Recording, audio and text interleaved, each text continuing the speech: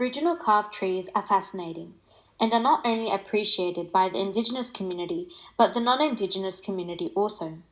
Indigenous people carve trees as a form of visual communication, artistic and cultural expression, and to help share Aboriginal history. Other names for carved trees include arboglyphs, teletoglyphs, and dendroglyphs.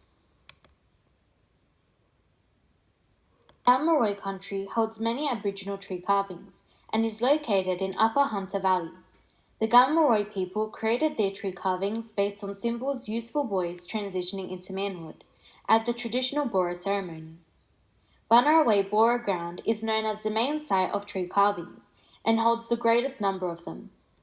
Tree carving designs include circles, spirals, weaponry, zoomorphous designs, human and animal figures.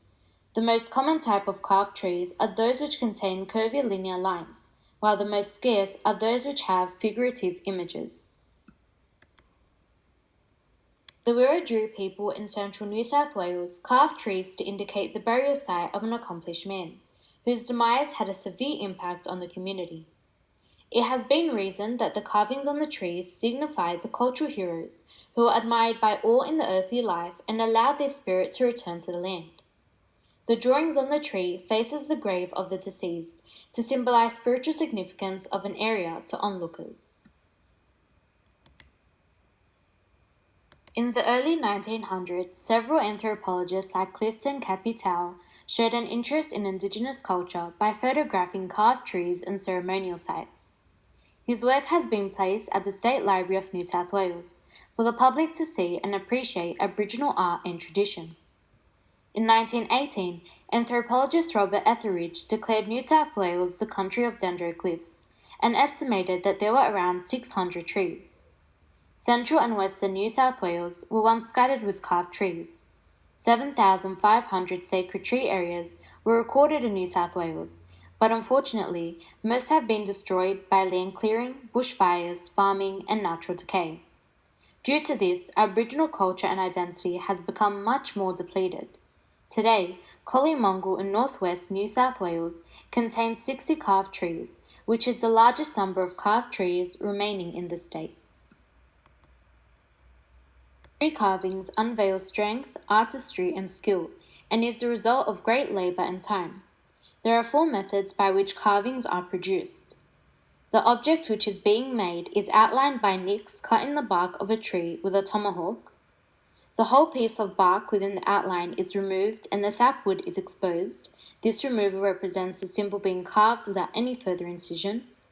Figures are portrayed by mere scratches or incisions on the bark surface without penetrating the sapwood of the tree. And lastly, portions of the bark and sapwood are removed first and then the glyph is cut into the heartwood. The design is cut into the sapwood and heartwood at different depths. The carvings remain ingrained in trees as the outer bark is removed to get to the dead heartwood, and because it is dead, the tree is no longer growing in the heartwood and the designs remain intact. However, due to the re-enclosing growth of bark and sapwood, many inhumation carvings begin to dwindle and become indistinguishable. This is the most common method and is a particular characteristic of taphoglyphs, which is a site of inhumation of notable individuals. Carvings were made using stone axe, but 2/3 of the surviving tree incisions were made using iron tools, which were available after colonization and allowed for more sophisticated designs. It is not known when the last tree was engraved in this cultural way for a burial site. Carvings which were created for decorative purposes are considered unacceptable by the Indigenous community, as each carving is meant to be symbolic and is of great significance. Dr. John Fraser states that the carved trees were intended to indicate an intimate acting the part of a tombstone. It is believed that only those who were honoured at their demise had trees with carvings in their burial site. These included celebrated warriors, headmen, powerful wizards, and doctors. It also indicates the burial of a man who had passed the full Bora initiation ceremony. Ordinary tribesmen and women were not honoured this way. Unfortunately, colonization and European contact caused the estrangement of Aboriginal people from their land and traditional practices like tree carving. These designs were intended to be long-lasting, but many European landowners cut down and destroyed the carved trees to remove any trace of indigenous tenancy, as they were scared of losing the land, ignoring the substantial importance of carved trees to the Aboriginal community. In 1928, the Anthropological Society of New South Wales was established to preserve Aboriginal culture and material. And in the late 1930s, an unknown number of trees were removed from Bunaway Bora ground site and placed in Collingmonco Homestead, in which 4 trees were forwarded to Queensland University. Carved sections of trees were removed and placed in museums for exhibition purposes. The Anthropology Museum at the University of Queensland stores these carved tree trunks. Sadly, no consideration was accorded to the local Aboriginal community. A sacred tree carved in 1876 to mark the burial site of 5 Gallamaroi men was returned to the Barradine community after being removed 92 years earlier.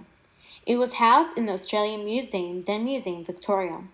This tree is now representative of reconciliation and is being held in the local Aboriginal Land Council's keeping place in Barradine, home of Gallamaroi. In 2009, it was returned to the Aboriginal communities to help with the healing process after 2 years of campaigning. The John Mundine, arts custodian, states, "Carved tree designs represent a people's soul. They are the embodiment of an actual people's culture and history." The return of carved trees has inspired modern-day Aboriginal artists and elders to start tree carving. Vic Sims, an elder on behalf of the Bidjigal people, continued this lost tradition by carving a tree in 2011 at the Botanic Gardens, Sydney. Carved trees are not on public display, as most of them are quite old and hence fragile. Many collections have also not been entered into Aboriginal community consultation for approval. Due to tree carvings being forsaken for more than a century, it's hard to identify the meanings behind each design. Some designs are said to recognize the totem of the dead man, which is portrayed by either plants or animals. Dr. John Fraser understands that the motives behind the glyphs on the trees are relative to the deceased skin cloak, called the Mombarai, which is a person's mark or family mark. However, some believe that the Tafu glyphs are simple and have no correlation to an individual's Mombarai or tribal symbols. Wherever a boomerang-like design is portrayed, a renowned boomerang thrower is intended, and denotes Gibba Bulong, meaning men died here. Howard said the markings on the trees are traditional, describing the rules relating to the restriction of food. In Molong, 4 trees that were carved in 1850s around Jurangi's burial site, a Wiradjuri man, is still there. This is a rare case, however, as carved trees are bound to dispossession of Aboriginal peoples after European settlement. The last documented ceremony was around 100 years ago. During this time, the Indigenous people were placed in reserves and taught the European way of living. They were told to accept funerals and tombstones instead of trees and ceremonial customs. Tree carvings are a beautiful form of art and expression for Aboriginal people, and will always be a great part of their culture and tradition. This is my bibliography. Thank you for listening.